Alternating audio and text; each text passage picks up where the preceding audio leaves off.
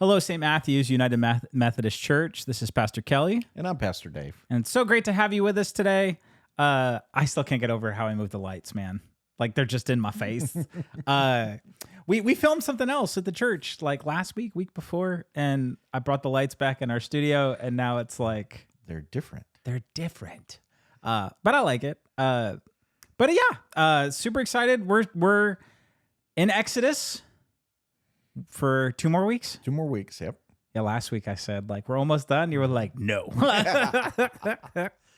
I'm like, let me go. And Charlton Heston didn't answer me. Anyway, that's a 10 Commandments joke. They don't land when you have to explain them. So like that. right, that's what I tell my son. He's like, get it. This is what that means. I'm like, Kelly, that's not funny. And then I'm like, oh no. That's like my entire life is me explaining my jokes. Oh no, he's got my sense of humor.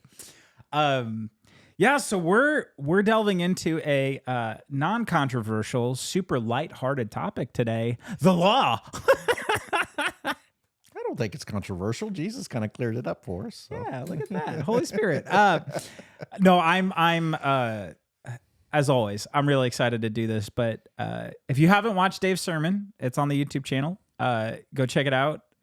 I think Dave, you did a fantastic job of holding the appropriateness of the seriousness of the law and the many laws that there are, but also kind of what we have access to in God and the freedom of that through good interpretation and good posture. So without further ado, why don't you tell us what verses you were in and the title of your sermon and a little bit about it. Synopsis. So we were in, I can't remember, was it chapter 28, I think? Mm-hmm. You see, I start 22. I'm working on several sermons at once, so I don't always remember. 22, 23, something like that. I don't know why I wrote down Matthew 22, 36 through 40. Well, that's Matthew. That's not Exodus. Yeah, that's not. I think in Exodus we were in 23. Yeah. And so, which is just a snippet. I chose a passage that had, I don't know, a dozen or so verses that were taken from a section of Exodus where God was giving Moses the law. Right. Of course, the law kind of can be found, is given or is recorded as being given in Exodus, in Deuteronomy, and in Leviticus. So it's not all of it's not contained in any one of those books, but it's across the three. Right. Where we find it. But there's 600, the Jewish people say there's 613 laws. Of course, there's some disagreement about that, but that's kind of the traditional number of laws that they're said. That's a lot. It is. Why so many, Dave? I don't know. Ask God when you're at the pearly gates. You can ask God anything you want to ask, and I'm sure God will answer. Man, I think my first question is going to be like, how many calories in this pizza, bro? And then if Jesus' response is, what calories? I'll be like, I know I made it. That's right. I know I'm there. That's right. Yeah. Just quick anecdote on the joke about how many laws and why so many is. So Exodus, Deuteronomy, Leviticus is where we find all 613. Mm-hmm. If you go read those, I caution you. Exodus, it's okay. Deuteronomy, it's okay. Once you get to Leviticus, it's like, oh, why?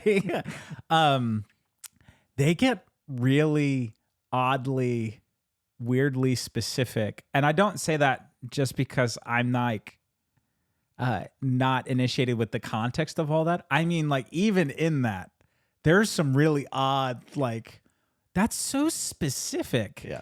Why? So yeah, that's what I'm alluding to. And if you want to find, there's lots of lists out there. You can Google 613 laws of Moses, and you can find those lists, and they reference the scriptures where they come from, and yeah, that's some fun reading. But I think to your point of, the wording and the things that they cover tells us and reminds us that these things are really culturally specific. So these are addressing things that were in the culture of the time, and also I see. So just some context around the passage here. So the Israelite people were living in Egypt. Mm-hmm. They were released from Egypt. They escaped from Egypt, and they were going to form a new community. Mm-hmm. They were the chosen people, chosen by God to be kind of the example for the world, and they were moving kind of in a fresh start kind of way into this new community. So I look at these laws, and having looked at them, they're very kind of interwoven. They cover all kind of just kind of any aspect of life in a community that you could think of. Right. And I kind of see them as creating the community, maybe an ideal community, if they could be followed as God intended them to be followed. It really would be kind of an ideal, kind of a remaking of Eden. Mm-hmm. In that they cover disputes, and they cover of course the food laws, and that just anything that you could think of where people are building the community together. They really kind of come together. They create a safety net for the poor. They don't favor the rich or the powerful, and they don't but yet they make sure that the those who have less are taken care The of. sojourner and the widow are taken care of. So the orphan. it's really in the red, I think, in the right spirit, and seeing how they all fit together and how they cover all aspects of life, in contextually specific ways. Mm-hmm. They really, I think, the intent was to create the ideal community. Mm-hmm. Or to set that up. Of course, we twist things and get it all wrong, and it was written for that culture too. So it's not like we can't say we're going to follow all 613 and create an Eden today. Mm-hmm. That's the wrong reading. But I think that was the intent of the law. So I don't, there's a lot of jokes and hard feelings and all of that kind of stuff about the law. But that's kind of how I see the intent of it, was to create the ideal community that lifted up those who were weak, and to give them footing that they wouldn't have had otherwise. Well, and I think so. Yes, wonderful, insightful, good job, Dave. And there's a couple like boxes, if you will, that I think you've kind of like touched on, right? So one of them is cultural context. Mm-hmm. So there's an intention. It's not just what laws are given; it's also when they're given, and it's to whom they're given and what they're going through. So when you talk about like a community group, right, of people who have not self-governed, right? They have been enslaved, and they have a religious context, they have a political context, they have a judicial context, they have peer-to-peer context, they have civil dispute context, they have how you like view each other and how you view property context, what property is or isn't. Mm-hmm. So there's all of these things that are happening, and all of a sudden, not only do they not have any of that framework anymore, they're in the wilderness, and it's like have fun, like, and they're tired and they're hungry, and I don't know about y'all, but if I'm thirsty and I'm tired and I'm hungry, I don't always make the best decisions. And so in that, so it's not just about like obeying it to the letter of the law. I think it's really important, like you said, to understand that God calls them out of Egypt, makes a way for that to be accomplished and to happen. And God wants to be with God's people. And the way that we say this, and this is one of the things I think that's hard when we start talking about this, is like, well, why didn't God give everybody all the things, right? Why did God, because we talk about the Jewish people like they're chosen. And sometimes I think people equate that to being special, as opposed to God's like, I'm telling you what it means to live with me in community. And I want you to teach everybody else how to do this. Be an example of so that, be an example and bring everybody else in, not through the Crusades and making them, but by living life and doing life together in the way that I have intended creation to function. Then it will work itself out. And now we know, because the Hebrew people are like, let us write all of the terrible things and how we failed in this book and these stories. And I'm like, wow, you guys are really unflattering to yourselves. But I think like you're saying, so that's one spot, right? There's an intention here. And I think for me, probably up until more recently, like it was always like, well, we have all these laws and we can't fulfill them, so we're all guilty and blah, blah, blah, blah, blah, and all these things, as opposed to the intention of the law is the place that I never really had focused. It was like, oh, so maybe it's not that I can't have catfish because I like catfish and I like shrimp and I like lobster. By the way, don't eat those. They're bad. I'm just kidding. They're against the law. They're against the law. But it was like, oh, God, you've given instruction in a contextual time that fulfills later what Jesus equates to 2 commandments and goes, these are the things that these all hinge upon, right? Yeah, I wouldn't say equate. Sorry, go ahead. Yeah. I think Jesus kind of understood the law, lived the law so much that he understood the principles that kind of underlaid it. Right. The intention behind it and refocused the people group who were obsessed with the checklist and not stepping out of bounds. Right. So for instance, in the list of passages and verses that I chose for this week, one of them was saying if the donkey of your enemy is in trouble, you have to go free the animal. You have to attend to that. You can't ignore it. But it's your enemy's animal. It's your enemy's property. And there's multiple laws that talk about even if it's your enemy, you have certain obligations to do. I want to call attention to that for a sec. So one of the things I think that's really important about living in the States currently, and if you're in another place in the world too, like this is also meant like measure it against your own context. Okay. When I think of an enemy, I think of somebody who annoys me.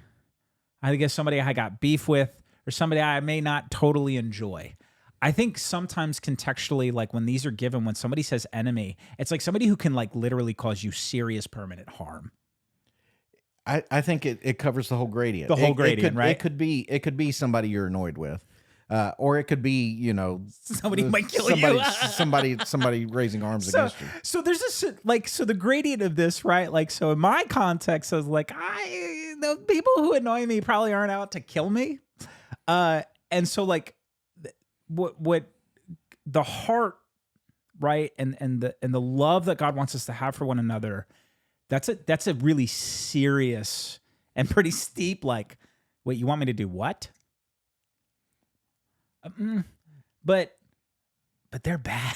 Like, yeah. And so but again, like you're saying, the law kind of covers that. Where, anyway, so well, yeah, and the point I was kind of working toward is that Jesus saw those verses, and later he could say, we're called to love our enemy. He wasn't making that up. He was understanding the intent of the law. Right.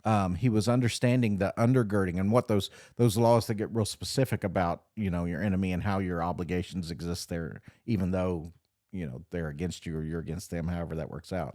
Right. You still have those obligations. And Jesus was able to say, because he so internalized that, and knew so well and knew the underlying kind of principles behind it, he could say, love your enemy. And know that he was in tune, even though there's not a specific law that says love your enemy. He knew that was one of the undergirding principles of the law. So moving us into this, eloquently put, Dave. Moving us into this next part, and we've kind of touched on this here and there, but I want to bring it to the front here. Is so obeying the spirit or the literal law. This is where I think sometimes, at least in my interpretations and the way that I was taught these things, right? It was like, well, Kelly, you can't possibly fulfill the law. And I'm like, but none of you can name all of them. So like, why are you telling me I have to do this? And so just if you would. Well, actually, one of the laws is you have to learn the Torah. Just failing all day today, man. Which means you have to learn the law. Yeah. Just in... You got to be able to recursive kind of thing. Cool. There. Thanks, Dave. Sure. Appreciate that. Yeah. We can. Play All right, games. y'all signing off. We can play games. Oh, so what's the question? So to that point, and Yeah. I don't know, a thread that I'm kind of pulling on here as you were sharing too is it's like I keep going back to this concept of, we don't love the law, we love who gave the law, Mhm. right? Like, and I think sometimes too, like if it's literally just literal interpretations, right? Okay. It's like so this is what it says to do, so I have to do this. It's not only do we run into problems, we miss the point, Mhm. right? It's the law is, even to your point of like being viewed in those contexts and those time periods to those people and to what they're currently encountering is, we're fulfilled in our obedience to God when we love God back and we do the best we can to love God, love others, and love ourselves in the way that God intended us to be.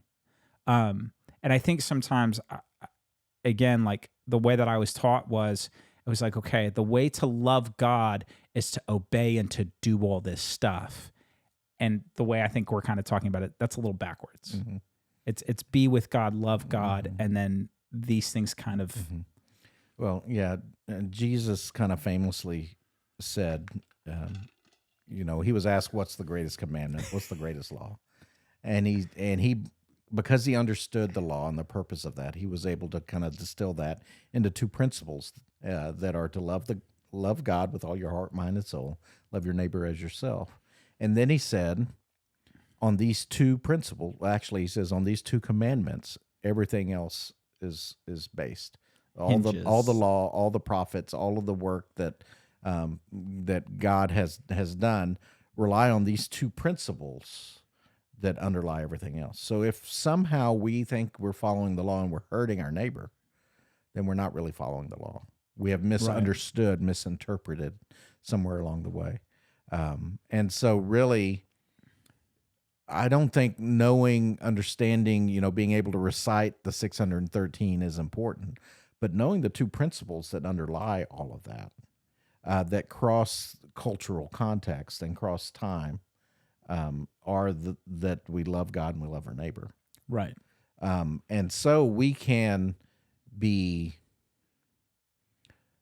respectful of the law, not by following the things that were culturally, specific, and trying to apply them somehow today, but we respect the law and we follow the law by loving God and loving our neighbor, which is, easier to say, but a lot harder to do because it doesn't give us those specifics of, well, in this situation you have to do this, in this in this you have to do that. That level of guidance isn't there, but the blanket that it covers is both more freeing and more all encompassing. Right. To do that. Right. It's when Jesus is like, my yoke is easy, my burden is light. I'm like, liar. But right, the concept is not complicated. It's the application and it's the living out of it. And I've always felt like too, like as we're talking, right? Like, so the law is this heady concept and I'm hitting it really hard, mainly because I feel like, and not because, I had a moment where the clouds parted and God literally spoke to me on Sunday, but just for the sake of the conversation, right? Like, when I was growing up and the theological foundations that were laid for me around the concept of the law and how those things played out and how we were supposed to interact with those, not only were they really harmful, but as I got older, they were like damaging and left like residual issues with me where I was like, okay, so like, which one is it? And my understanding around the concept of the law and what was given was shame and guilt and evil and I'm terrible and like I can't meet up and I'm bad and all this other stuff, as opposed to that even Jesus comes and goes, hey, listen, I'm not throwing all this out. What I'm telling you is that like, if you're not intentionally focused on these two concepts and your application of all of the parts of your life, then you have missed it all. And I go, oh, that makes more sense. One of the big catchphrases today, or the ideals, is that we're going to live according to biblical principles. Well, biblical principles tell you not to eat catfish or shrimp, I think we should be living according to Christian principles. Christ is the one that we follow. Well, There's all kind of crazy stuff in the Bible. And so, and again, like to bring it back, I think, to the context in which we're even referring to when Jesus is interacting with people and who he's talking to is, we call it good faith or bad faith conversations, right? And there's a whole context in our culture around those types of supercharged conversations, right? I've always felt like, or not always, but oftentimes when we start talking about biblical principles or being a Christian, whatever, not only do I feel like it's incredibly insincere, it's also incredibly inconsistent, because when we start to really look at the law and, you know, the beginning in Genesis and how I think God has intended creation to function and for us to have a relationship with God and with one another, sometimes some of the loudest voices I hear in support of those types of agendas are so far away from things like forgiving debt and every couple of years it's all forgiven, and then every 50 years every seven. That's a couple. You know, it's like living in Texas. Everybody's like, "Oh, it's not that far. You just go that way for a little bit." I'm like 8 hours in. I'm still in this state. Actually, 7's an important number to get right. Fair. And then every 50 years we have a giant kegger for like a year, but the year of Jubilee. The year of Jubilee. But so it's these types of things, and so again, like when I interact with these conversations, and I don't know, listeners, watchers, you know, when we start to interact with these things from a legalistic place of you have to obey the law, we've already departed from the intention of it and what I think Jesus is trying to accomplish and what God was trying to accomplish in the beginning anyway, which was love me, love each other. And in doing these things, right? Because again, to bring it all the way back to the beginning when we talked about when the beginning of these things are given, the backdrop and the comparison to law and governing of society and like social contracts, right, is Egypt. And their context is they were not real people. They did not have inherent worth and value. They were property and they were treated terribly. And then, you know, we could get into like the Egyptians and sacrifice and people and how they treated each other. So the backdrop here is very much of like, no. We're not going to do that. That's not what I want. I want us to do this. And it's like, oh. And then we watch how we don't do that. And then it gets bad. And then we're sorry. And then we do it for a little bit. And then we don't do it. And it gets bad. And there's this whole cycle that kind of, but anyway, so back to Jesus in that is, we're not here to serve the law. We're here to love Jesus and to be with Jesus and to love one another. And if we do that, I gotta say this really carefully. I think if you do everything you can to not just love people in your current understanding of what love is, if you're trying to really grow and you're challenged in that and you press into loving God and loving your neighbor and loving yourself, and your neighbor is everybody, by the way, including your enemies, not only are you going to grow tremendously in your faith and your relationship with God, but I would argue it's really hard, I think, to quote unquote fail or disobey when you're really trying to do those things. So that's the blanket and the gray area you're talking about. It's like, what is love covers a multitude of sin, is you're not obeying a checklist anymore. You're serving in you're participating willingly in a relationship that God has intended for all of creation to participate in. It's solid. I like it. All right. Because Dave touched on something that I loved, and I told him I was going to bring this up. So Dave, from the pulpit, you talked about predatory loans and laws and how they're evil. Talk about that. Well, yeah, there's a number of the laws that talk about interest and how it's pretty much outlawed within the culture of what would be Israel. Interest is outlawed, and you know, thinking about outlawing interest today, I mean, how much of our economy is based on interest and all of that. I participate in that That's economy. absolutely, absolutely. But then we have examples of how it's gone wrong, and the predatory lending that exists today. Car loan, notes and auto notes and all of those things, payday loans and that kind of stuff. For an example, I had somebody come in and share with me their loan that they'd gotten for their car. They needed some help with it. I looked at the terms of their loan, and they had bought a used car for $10,000, and by the end of their loan kind of agreement, they will have paid $25,000. So the poor, those who don't have kind of resources, and that means money, that means job, that means a family that can help you out, or a community that can help you out. 100%. Are forced into doing those things. You got to have a car in our society today to do almost anything. So they're forced into these kind of predatory practices that just ensnare them and get them even deeper in trouble. Destroy their hope, destroy their lives. If there's an illness and they fall behind, there's very little help available. Even if they don't fall behind, I've got friends who need who are in parts of the country where like getting meds for like type 1 diabetes is like literally 70% of their paycheck. Yep. They can't afford it, and that's hereditary, right? Like it's not even. So there's parts of the law that we can make fun of. That seem out of context for us today, like catfish. But there's parts of it that are, you can see how this saved people from heartache.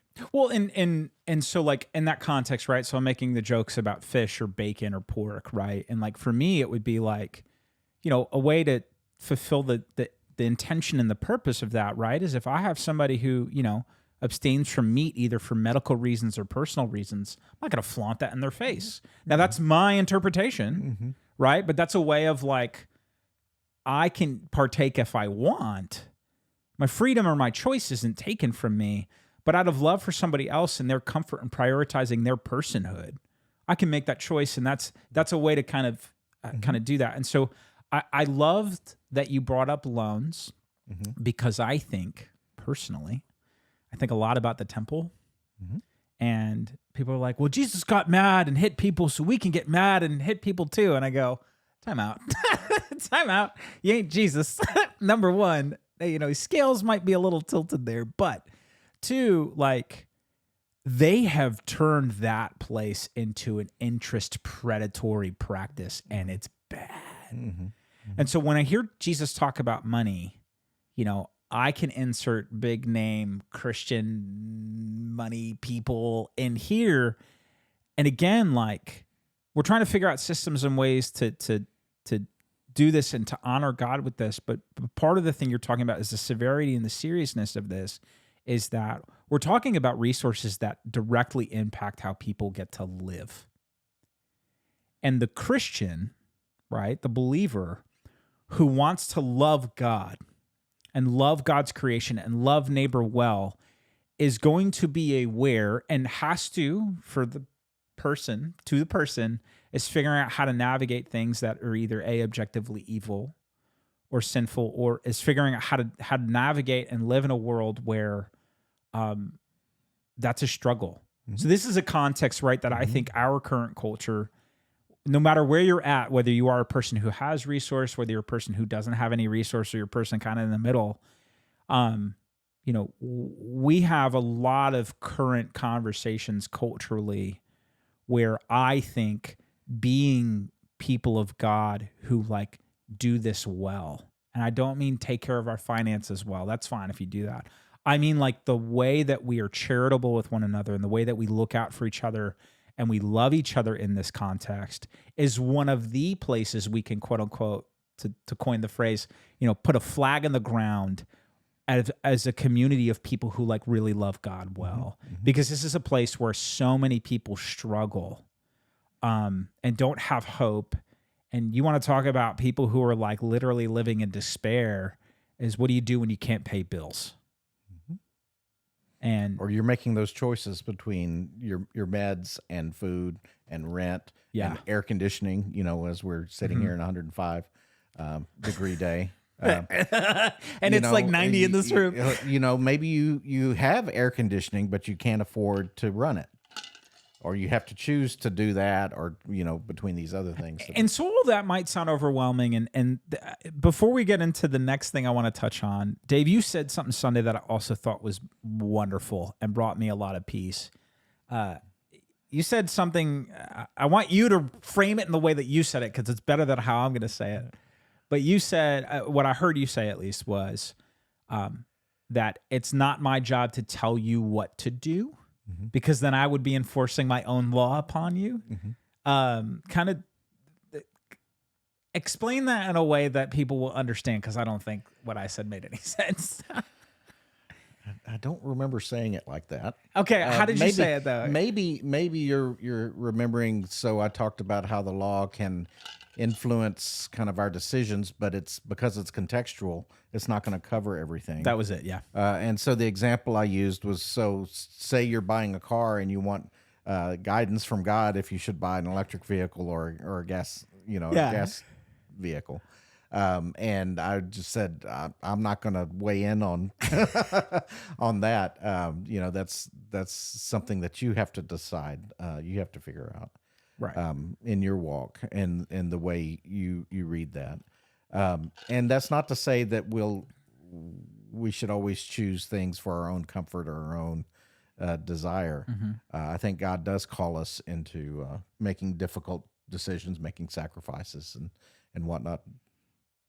But it's to say, from the pulpit, I can talk about the law, and I can talk about the Jesus, and I can talk about what Jesus said. And hopefully I'm repeating what Jesus said, but then it's up to the listener then to live that out. And just like it's for me to live that out, I'm just trying to say, this is what I see. Right. I'm not going to judge somebody, based on what kind of car they end up buying. If they've made a faithful kind of decision and have come to a conclusion, that's their conclusion. Right. And I think this is where, like, especially in communities, right, where we struggle a bit, is in a culture that we're all kind of living in right now, where, next year's going to be really contentious. But hey, people are like, why? And I'm like, we'll get to that next year's podcast. But talking about controversial or emotionally charged topics, before I dunk on everybody else, I wish I was better at that. I feel like I'm okay at it. Like I'm trying to get better at it. But culturally, we are abysmal at loving each other in the middle of like highly contentious discourse. And I think that being people of God, loving each other, being communities where people want to, the God in them, right? That they're created being that is seeking that out, that is, prevenient grace, right? Like Methodist. We want to be those kinds of people. And so this is another place, right, where how we talk to each other, not just in person, but online, on your profiles, the things you post and things you say are also a way to be the love, be kind to people, and to do those things. And I think it's really important. This is essentially my closing thought here is, I think when I think about applying this and living this out, right? So how do I love God with everything I am and everything I have, which is like really steep, and trying to love my neighbors as I love myself, as I'm learning to love myself better? Because by the way, we're all on a journey too of like, hey, what is our worth? Like, how does God see us? How do we interact with that? Is, I think for me, there's a process I go through where, when I'm really intentional about it, is, okay, so if I'm with God, how does this show that me and God are together? Like the fruit of that, what is that going to be? And then two, like I try to consider at least, like, how does this show love for my neighbor? And sometimes like neighbor doesn't mean like some fictitious person you've never met, right? Like, how does this affect the people in like this other part of the planet that I have no like actual buy-in? Maybe it's your circle of influence. Maybe it's my influence. Maybe it's, and I don't mean influence as like a cult leader. I mean influences in like relationships and you know, the dynamics that are there of like the friendships I have, and like when I say something to somebody, like how would it affect them, or you know, personal choices I make on purchases I make, or places I decide to spend my time. Like, how does this affect other people too? And I think when I do that, I don't always get it right. I don't always obey all the law. But what I find is not only is that like a freeing place to be, I feel very empowered and with God there. And oftentimes when I'm intentional in those spaces, I feel like I'm loving God well. I'm loved well, and I'm loving other people well. I feel a fulfillment and a sense of purpose. And things normally go much better in my life, at least in the places I can control, when I live there. It's when I start being, how do I get what I want? Things kind of break. So that's my final 2 cents. Yeah, that's by design. That when I you did good. when you start living into God's ways and seeking peace, you know, that fulfillment of who we are, and seeking, and you know, and loving God and loving your neighbor. When you're living in that way, you do find yourself in a better place, emotionally, typically physically, spiritually, of course. And you find yourself relationally, you know, better as well. When you're fighting kind of those ways of God, or you've misinterpreted the ways of God, then yeah, it's a harder life. Now, that's not to say you won't get sick. That's not to say, you know, any of That those things don't happen. that things don't happen. There's no, you know, the force field doesn't exist when you become a person of faith. But it is to say you're living into that design, and so things do get easier, and you are fulfilled in your life when you do that, and that's by design. I mean, we were created by God to be in connection with God, and when we're living out that purpose, we are going to find ourselves in a better place across the board. And so that's why, you know, the walk of faith, the life of faith, is important, and that's, you know, why Jesus led us in that direction, and why he taught all the things that he taught, and how to do this, and how to be connected to God as Jesus was. You know, not because it's a rule, but because it leads us to a better place, both individually and then communally as well. You know, life on earth as it is in heaven is part of the Lord's Prayer that we say all the time. Once we start really trying to live into that and recognizing that we have a role in that, that's when it starts to come to fruition. And so that's kind of how I see the law living out. It's that blueprint for that community in that time to kind of recreate that Eden that you know, often I yearn for even today. But it's not found in the 613 laws. It's found in the 2 principles that are to love God and love neighbor, that undergird everything else. Amen, brother. I'm Pastor Kelly. And I'm Pastor Dave. And we'll catch you on the next one.